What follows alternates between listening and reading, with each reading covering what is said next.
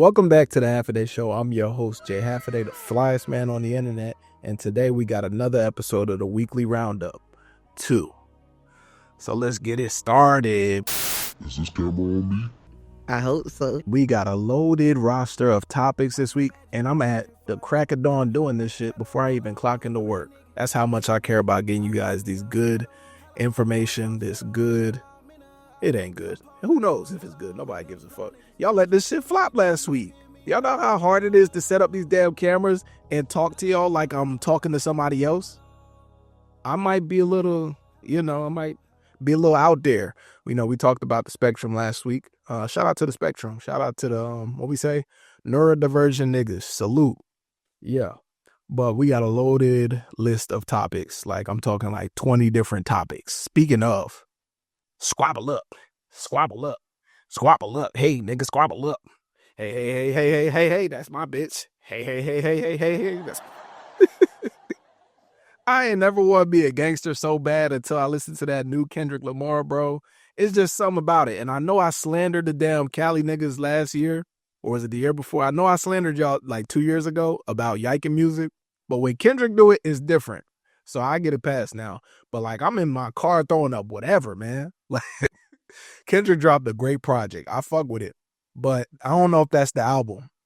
I'm not sure if that's the album. That gives me like it's a great project. Good project. I think I'm at like a 7.5 out of 10. I done listened to it maybe like 3 times all the way through now. It's good. But I wouldn't say it's some of his best work. I think this is just a random drop. I think the actual album will come closer to the Super Bowl, if I'm being honest with y'all. But yeah, Kendrick dropped a great project. It's some slapper. What do y'all call it out there? It's some slappers out there. But yeah, I like a lot of tracks on that album. And there's a little bit of controversy around this project though. Lil Wayne acting like a fucking hoe. Like, bro, you one of the greats, nigga, stand up. Why is you on Twitter crying about what the fuck did I do? Nigga. Bro, he ain't even diss you. If he wanted to diss you, it would have been a diss. You would have, you know what I'm saying? Like, that was not no diss, bro. That was just him venting like he usually do on the introspective ass beat talking about, I feel like I let Lil Wayne down. It's cool when J. Cole do it. It's a problem when Dot do it. He said, and look, Cole said he let Nas down. Kendrick felt like he let you down and you thought that was a diss. Come on, bro. Stand up. You were grown at you. Yeah. I don't know. I'm not going to start slandering you. But y'all, you got on my nerves, bro. And a lot of people in Lil Wayne's underneath that tweet talking about, oh, Dot done woke the beast up. Nigga, it is 2024. Lil Wayne got 3 dreads left. We is not worried about that. If Dot was to go at Lil Wayne, it wouldn't even be competitive. Lil Wayne can't. When the last time Lil Wayne had a great verse? Real talk. When the last time Lil Wayne had a great verse? It damn sure wasn't in 2024. The Lil Wayne I know would have got on Not Like Us or remixed that bitch and put it on the cart and put it on No Ceilings 5, whatever number we at. You know what I'm saying? Like, what happened to that Lil Wayne? Bring that one back. This one acting like a fucking hoe. I know you ain't get the Super Bowl, but like that don't mean you got to take down Dot. Dot would have brought you out. Real talk. Yeah. Anyway, back to the damn Kendrick album. GNX. I think it's 12 tracks, and he done put crack in every single one of them bitches, especially Luther. If this world were mine. Bro. Yeah, that's going to be my song of the year. I'm not even lying to y'all. Like, by the time we get to the Apple Replay 2024, Luther going to be in my top 3 songs that I listen to the most. I done replayed that shit probably 50 times since it came out. SZA, bro. Yeah, after listening to that track, I had to go back and listen to all of SZA's old work. Yeah, I wasn't like the biggest SZA fan back then, but now I am. Like, her pen, and she just be floating. She don't be speaking English all the way through, but she be floating on them damn tracks. Kendrick and SZA combo, perfect. But while we on that though, with choruses, I think Kendrick Lamar is the king of a nonchalant chorus or a nonchalant hook. Like, I'm listening to this shit. I don't do a 7 driving like it's hot. I'm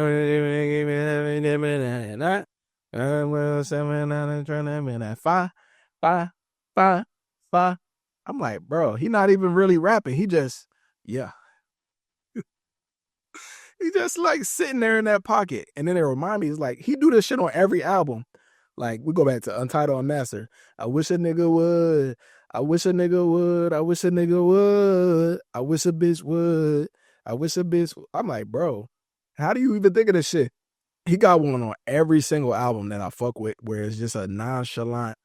Like, what's that song with him and Rihanna? What's that song with him and Rihanna? If I think a bit, I'm gonna make it look sexy. That's not the song with Rihanna, but that's another one. It's on Damn. I'll pipe it in. Pause. But yeah, that's Kendrick Lil Wayne. And then while we touching on that with the whole like Kendrick Lil Wayne shit, Drake announced that he's gonna be going on tour. That's all I got for y'all. Nah. I'm like, yo, like some of these fans be fan the fuck out. Like, I'm not one of them. I like all these niggas' music. So it's like when it came to the beef, I was just eating. We was getting great tracks. And now we getting another tour from Drake. And we're probably gonna get another project from Drake. Two of my favorite artists giving me albums back to back. How could I be upset about that? I ain't picking no damn side. Kendrick definitely won though. But it was some good heat coming out of that beef. And I honestly want round two. Pause. While we still on the music subject though, I saw this video where this lady, like there's been some controversy on the internet about Shaboozey and the whole CMA shit. And I think we putting a little bit too much thought on some shit that's already thought it out. You know what I'm saying? Like people are having thoughts that have never thought before. Some shit don't gotta be a think piece. The nigga named Shaboozey, so people talking about it's because his last name people couldn't pronounce it and he's just leaning into a microaggression and he's disservicing the diaspora. Huh?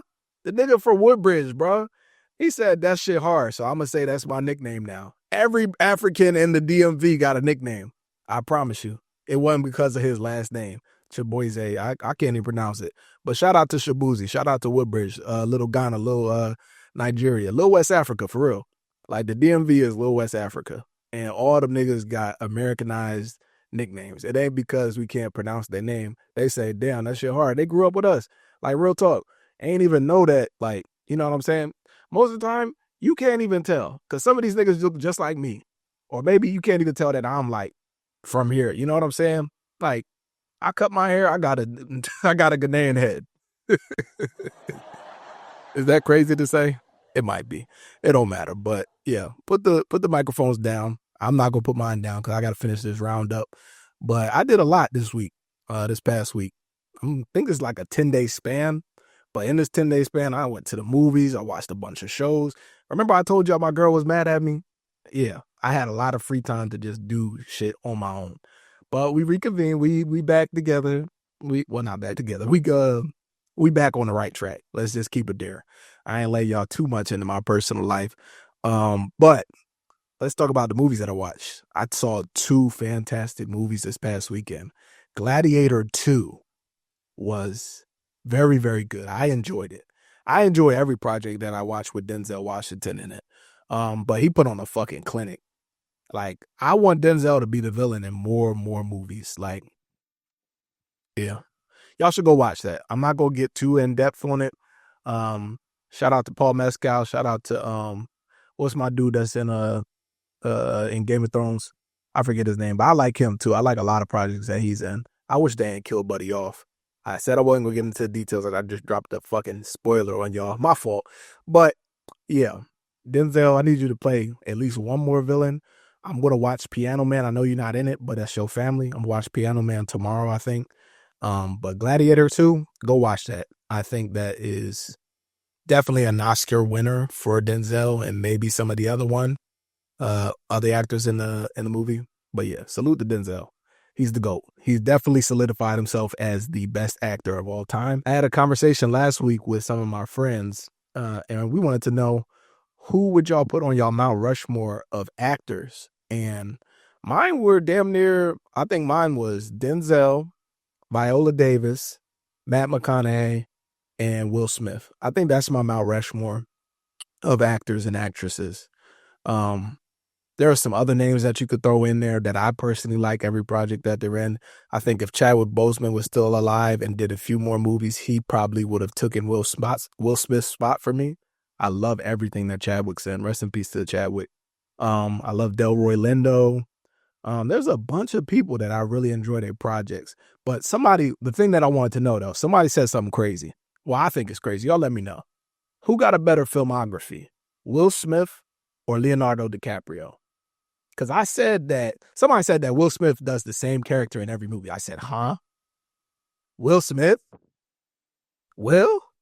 I don't think Leonardo got a buddy cop in him. I would watch it though. But Will Smith can definitely do The Revenant. He could do Wolf of Wall Street. He could do all that shit, bro. Like, he could do The Great Gatsby. Yeah. But I don't know if Leonardo could do The Pursuit of Happiness, or I don't know if Leonardo could do Bad Boys. Can y'all imagine that? I don't want to imagine that. Moving along, let's take a quick commercial break because this episode is sponsored by UGG. Not really, but I'm manifesting. Out of style to Uglo Mel. Thank y'all for that message, sponsors. Shout out to UGG. Shout out to my loyal half a gang family, half a day family. We're locked in. Y'all let last week flop, but I think this week is going to be a little different. I have a feeling. Speaking of, what the fuck happened to the Black Eyed Peas, bro? Are they still do they still make music? I couldn't name. I only know Will I Am. Who's the other one in that? It's not Fergie, is it? Is Fergie in the Black Eyed Peas? I don't give a fuck. Does Gen Z know who the Black Eyed Peas are?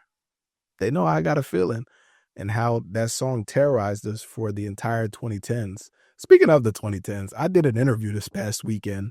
That'll be dropping on Friday. Black Friday, I'll be dropping an interview of Behind the Brand. Y'all should check that out. This will probably release on Wednesday. But speaking of the 2010s, I said that the 2010s is the worst era of fashion. Do y'all agree with that? Like, it was truly a nasty era of fits. One of my boys was on TikTok and he did like a compilation of like celebrity outfits and NBA outfits, and it was just yucky, for a better word. People was wearing cropped skinny jeans, like the skinny jeans that look like jeggings. We got blazers and nasty oversized Tim Duncan blazers in the club. Millennials, I don't know what the hell y'all was thinking. I'm like, y'all 20 years old and y'all dressing like Tim Duncan in the club. Nuts. Then we had the New Boys era at the same time. Everybody was wearing them nasty ass Chelsea boots with the fucking fedora. Like, niggas was dressing like Cam Newton before Cam Newton was in the league. Yuck. Anyway, 2010's worst era of fashion. Let's get back to the movies. I also saw Wicked this past weekend and I really enjoyed it. Even though I fell asleep at some parts, I think Wicked might be the movie of the year. Just off of critical acclaim and like plot and how it looks really good. Like, shout out to the designers, the animators, all that. Y'all was in y'all bag with that. But I will say, I think Wicked might got the best score that I've ever heard for a musical in my life. And I can say that because I ain't seen too many fucking musicals. And another thing I never seen The Wizard of Oz all the way through. I've only seen like bits and pieces. I always fall asleep. But I've seen Wicked and I've seen The Oz. I've never seen The Wizard of Oz. So I enjoyed it for what it was. It was long as hell though. Pause. Like, real talk, fellas, if y'all going to take y'all lady out to go see this movie, see it in the middle of the day. Shit is 4 hours damn near. We seen it at 7:45. We did not get out of that theater until like 11:15. And I didn't get home until like midnight.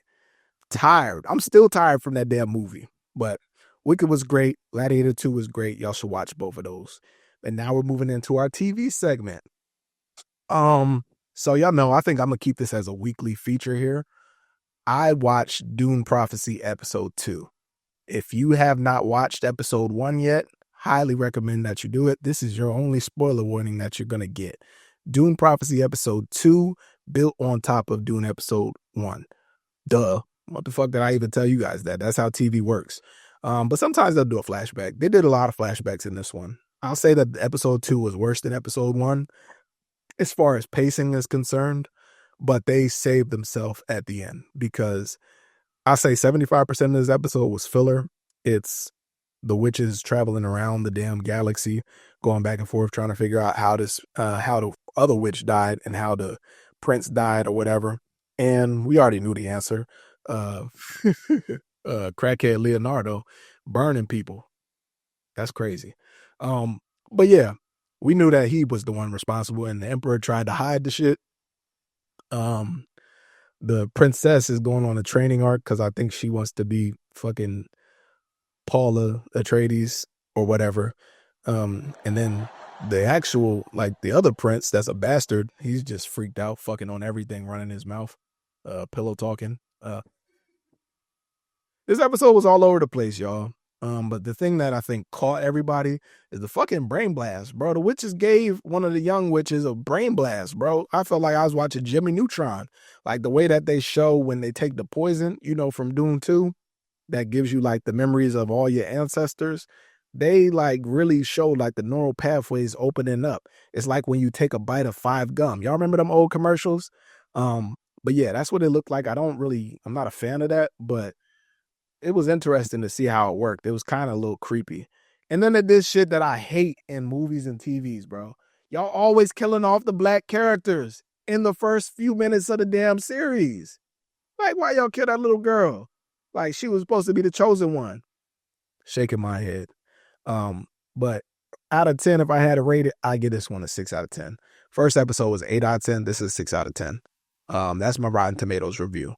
I watched a lot of other shit this week, too. You know what I really like to watch, and I don't think y'all know this about me? I like watching anime. Um, and I really like this trope in anime when it's real lighthearted and like enjoyable, and then they just fucking unravel the entire character's life in like 10 seconds. Dan to Dan episode 7 was probably the deepest episode, the saddest episode of anime I've ever watched in my life, and I've watched so many. This show is freaky as hell. I will preface by saying that. This show is kinked the fuck out. But episode 7, completely different tone, and it made me a fan of this show. That was one of the saddest backstories for a character that I ever seen. And I'm like, damn, bro, this was some Naruto level lore for a side character that don't even matter in the grand scheme of things. But Dan to Dan, I'm a believer. I think that might be one of them ones for the new gen. What else did I watch? I'm almost finished Succession. Succession is Bad Girls Club for white millennials. It's just messy. Messy. And that's all I can say. I don't know when this show came out, but the fucking Succession Zoom, I fucking hate it. I just did it. I'm gonna do it again. And like, yeah, fuck off. That's all that, like 90% of the show is, and fuck off. Well, I got a potty mouth, man. I gotta start reading my Bible again. I'm not laughing. I'm so serious. I was doing a good job of not cussing since I got out the army, but now I feel like I just be cussing more. I'm blaming y'all. Y'all the reason I be cussing so much because shit be pissing me off. Y'all be pissing me off. But shout out to y'all. It's weird talking to yourself. I be looking to these cameras like somebody else is in this room, and it's just me. But when the half a day show is an actual show, y'all gonna see the vision. Don't worry. I just be trying shit. I test things. You can't be afraid as a creator to test things. And I'm not. I be testing shit all the time. Patience. Never mind. Let me not go into that. Let's talk about the NBA. Actually, before we get to Fred VanVleet, somebody on Twitter said that you gotta the NBA used to be so black. And I agree. When the NBA had trench babies playing in the league, people that actually escaped poverty, I think the product was a lot better. It was just a little chip that they got in their shoulder. Now the league filled with biracials and fucking communists. I'm like, yeah, bro. I'm like, we got all of NATO, we got all of the Soviet Union, and then we got a bunch of Braden, Caden, and Jadens playing in the league. And people want to know why the shit is not fun to watch. I think it's fun to watch, but that's for a different reason. I just like watching, damn, that boy nice basketball. And that's all it is. We're watching AU versus the Soviet Union. That's what the NBA is right now. But the NBA used to be black as hell. I remember Allen Iverson used to fucking get his hair braided on the sideline in the middle of a game. I remember niggas used to fight regularly, like weekly. It used to be Monday Night Raw whenever the Pacers used to play, whenever the Pistons used to play. Niggas used to squabble up. Squabble. That Kendrick still stuck in my head. God damn, that shit hurts. I can't put my leg up no more. Pause. But yeah, I made a video last week and I said that the Hornets were probably the worst team in the league because they don't got discipline. And then that same day, they went on to beat the Pistons, who I have ranked higher than them. So I'm bringing the Hornets up a tier. And in that same light, I'm bringing the Sixers down a tier because the Sixers are terrible. I don't trust shit with that process anymore. I promise you. The Sixers might not make the playoffs this year. With all that talent, I know they're hurt, but if they keep playing like this, there's no hope. Give up. And the sweetest thing about this all is guess who has their top 1 through 6 protected pick this year? OKC. Sam Presti wins whenever anybody loses. Speaking of Presti, my Thunder, I'm going to give an update on the Thunder and the Warriors simultaneously. I'm going to keep them both in the title tier. I'm impressed. We're sitting at the top of the Western Conference, but we also both lost to the Spurs. So that says more about the Spurs than it does about the Thunder and the Warriors. So I'm going to move the Spurs up a tier. I think that they're actually playing serious basketball. It's no longer tanking basketball. They figured it out how to utilize all of their players, not just give Wemby the ball and let him do 3 step back threes a game. They're actually playing cohesive Spurs basketball. They look like a actual team. And I'm impressed. I don't know if they make the playoffs, but they might be competitive for the play-in. And who else do we have to update? The Pelicans. Pelicans are moving down. They're not making the playoffs this year. Zion, fat, sloppy ass, he need to stay off of the fucking gumbo and all the Creole food. Zion need to get traded, bro. Let Brandon Ingram have the team. Get somebody else out there to be his co-star. But Zion need to go to fucking Portland or some shit he need to go somewhere where the food sucks. Send him to the Utah Jazz. And we'll be right back after this commercial break. Welcome back. Thank you guys for sticking around for that commercial break. We don't have too many more topics to talk about. I'm wrapping up on the NBA because there was one more announcement that that bold vampire, Adam Silver, decided that the All-Star game is going to have 4 matches on All-Star night, like on the final night, Sunday. We're going to have, I think, the winner of the Rising Stars versus another NBA All-Star team selection, and then 2. So, like, first team, second team, third team, and then the winner of the Rising Star game, they'll play each other, and then the winners of each match will play each other for the finals of the NBA All-Star game. Interesting concept, but yeah. I don't know how you make a better product than what you had the last few years. I thought the All-Star game was pretty entertaining, but like people don't play defense for 90% of the games. So yeah. We'll see how that goes. All-Star weekend. I did have one more thing to talk about with the NBA. So the Thunder and Warriors, when this episode comes out, I think we play each other at 7 p.m. The winner of that matchup will stay in the title tier, and the loser will go to the playoff lock tier. I just want to spice things up. That's definitely clickbait for TikTok. But yeah, hopefully my Thunder win. We're still down Chet, and Harstein has actually been playing pretty good. So I think we will blow them out. That's what I'm calling. Thunder money line. Not worry about them. And shout out to Fred VanVleet for slapping that ref, though. More refs need to get slapped. I don't condone violence, but some of y'all do be bitches. I ain't gonna lie. And a lot of these games be getting fucked up because the NBA refs have too much fucking authority. Like, y'all need to impose a fine system on refs for bad calls. I think I saw like 3 times last week a game winner in the 2-minute report. They said that, oh, this person traveled, the foot was on the line or some shit like that. Y'all can't, like, during the moment, you need to get the call right. Don't tell us after the fact that the shit was wrong. It's too late. You know what I'm saying? But that's it on the NBA. I think we are in the administrative session of this episode. Like I said, last week, y'all let it flop. I had to beg people to come and watch this damn episode. Like, bro, y'all was really enjoying the clips. But TikTok is holding me, though. I can't fucking put a link in my bio until I get 1,000 followers. So I need y'all to follow the TikTok page, first of all.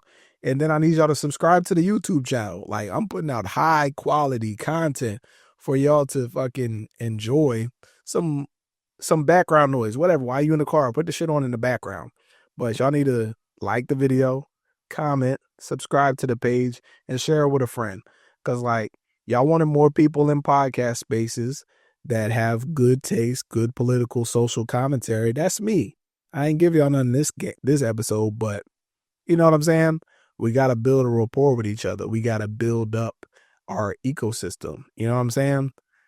Support your boy, because ain't nobody doing it like me, if I'm being honest with y'all. But some housekeeping for what you got to look forward to. This episode will come out on Wednesday. It's already out if you're watching it. Friday, episode 21 of Behind the Brand. I'll be interviewing Ty Couture, who's a business owner of a streetwear brand called Maison de Savant, based out of Baltimore. It's a good episode, good conversation with her.